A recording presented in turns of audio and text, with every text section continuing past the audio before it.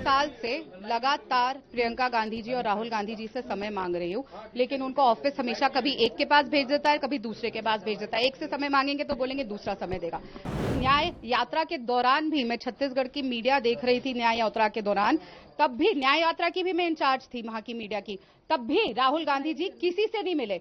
उनको सिर्फ न्याय यात्रा कहने के लिए करनी थी, पता नहीं किसकी न्याय थी। वो ज्यादा तो मुझे लग रहा है कि उनको ट्रैवल ब्लॉगर बनने का शौक है और वो ट्रैवल ब्लॉगिंग कर रहे थे वहां आके और किसी से बात नहीं कर रहे थे। मैंने लगातार उनके ऑफिस से संपर्क बनाने की कोशिश करी, जैसा मैंने कहा वो किसी से नहीं मिलती। लड़की हूं, लड़ रही हूं, सामने एग्जाम्पल है, पर उन्होंने ये नहीं बताया था कि लड़की हूं, लड़ सकती नहीं, लड़की हो तो पिटोगी।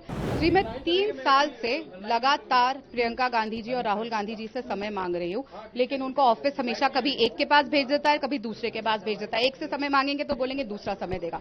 लगातार न्याय यात्रा के दौरान भी मैं छत्तीसगढ़ की मीडिया देख रही थी। न्याय यात्रा के दौरान तब भी न्याय यात्रा की भी मैं इंचार्ज थी वहां की मीडिया की, तब भी राहुल गांधी जी किसी से नहीं मिले।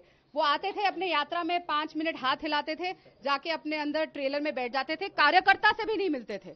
लगातार मैं वहां पे बोलती रही कि हमें 5 मिनट मुलाकात करा दीजिए, वो किसी से नहीं मिलते थे। उनको सिर्फ न्याय यात्रा कहने के लिए करनी थी, पता नहीं किसकी न्याय थी।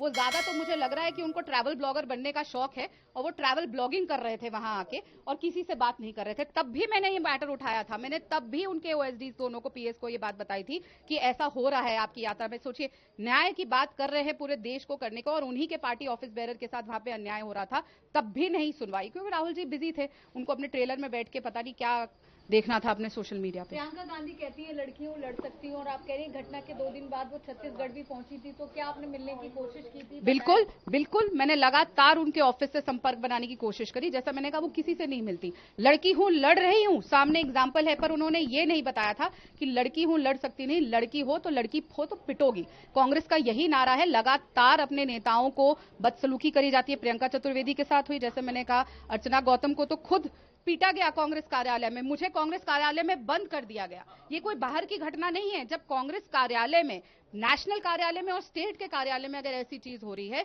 तो बहुत चिंतन का विषय है। जो लोग बात करते हैं महिला के न्याय की, जो लोग बात करते हैं मणिपुर की, कर्नाटक की, वो खुद अपने घर में लड़कियों को पीट रहे हैं और कमरे के अंदर बंद कर रहे हैं। और क्यों 3 आदमियों ने मुझे कमरे के अंदर बंद किया, ये भी बहुत चिंतन का विषय है। जी, आप राम मंदिर गई इसीलिए विरोध हुआ, आप लगातार ये कह रही हैं जी, बिल्कुल। ये सारा सिलसिला तब से शुरू हुआ क्योंकि मैं सामने आके मैं इस बात से खुश हुई कि हम राम मंदिर जाने का, ये पीढ़ियों से हम इंतजार कर रहे थे कि कब राम मंदिर मिलेगा, कब राम लल्ला के दर्शन करने जाएंगे। और वो पार्टी जिसकी शुरुआत हर सभा की रघुपति राघव राजा राम से होती थी, मैं कभी जीवन में नहीं सोच सकती थी कि वो राम जी की इतनी दुश्मन निकलेगी और उनको इतना कष्ट होगा कि कोई राम लल्ला की उपासना करेगा, तो और उसका ऐसी सजा मुझे मिलेगी, मैंने कभी नहीं सोचा था। आज भी मेरे रोंगटे खड़े होते हैं सोच के कि जब मुझे उस कमरे में बंद किया गया। और प्रियंका गांधी जी की चुप्पी आज तक मुझे तकलीफ दे रही है। राहुल गांधी जी की चुप्पी, मल्लिकार्जुन खड़गे जी की चुप्पी, जयराम रमेश जी का मुझ पे चिल्लाना,